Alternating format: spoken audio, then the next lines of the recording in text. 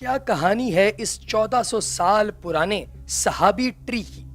دوستو، کیا آپ جانتے ہیں کہ سرکار دو عالم صلی اللہ علیہ وآلہ وسلم کو اس دنیا سے پردہ فرمائے 1400 سال ہو گئے ہیں۔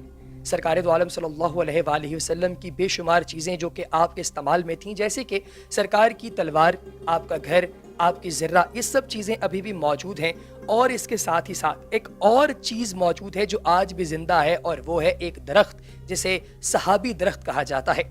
دوستو، یہ صحابی درخت سرکار دو عالم علیہ السلام کے دور کا ہے، اور جارڈن کے صحرا کے اندر ابھی بھی مکمل آب و تاب کے ساتھ موجود ہے۔ اس کے پتے اور اس کی زندگی آج بھی اسی طریقے سے چل رہی ہے جیسی 1400 سال پہلے تھے۔ اسے صحابی درخت کہا جاتا ہے۔ اس کے ارد گرد دور دور تک نہ تو کوئی دوسرا درخت ہے اور نہ ہی انسانی زندگی کے کوئی آثار دکھائی دیتے ہیں۔ دوستو، یہ مانا جاتا ہے کہ اسے اللہ تبارک و تعالیٰ کی طرف سے ایک معجزے کے طور پر یہاں پر قائم کیا گیا، تاکہ وہ لوگ جو کہ اسے دیکھتے ہیں وہ یہ جان سکیں کہ خدائے بزرگ و برتر جو چاہے وہ کر سکتا ہے، اور سائنس کو باقاعدہ ایک چیلنج دیا جا رہا ہے۔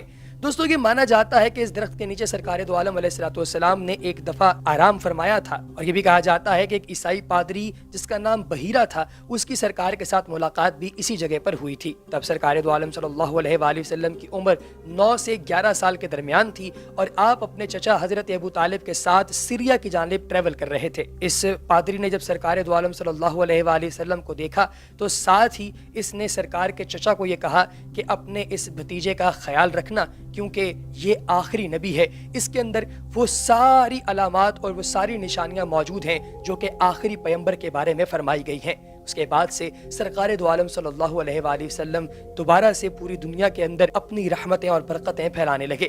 پیارے دوستو، اس صحابی درخت کو دیکھیے اور کمنٹ سیکشن میں بتائیے کہ آپ لوگ اگر اس جگہ پر ہوتے تو آپ کیا دعا مانگتے۔ اللہ تبارک و تعالی ہم سب کی جائز خواہشات کو پورا فرمائے۔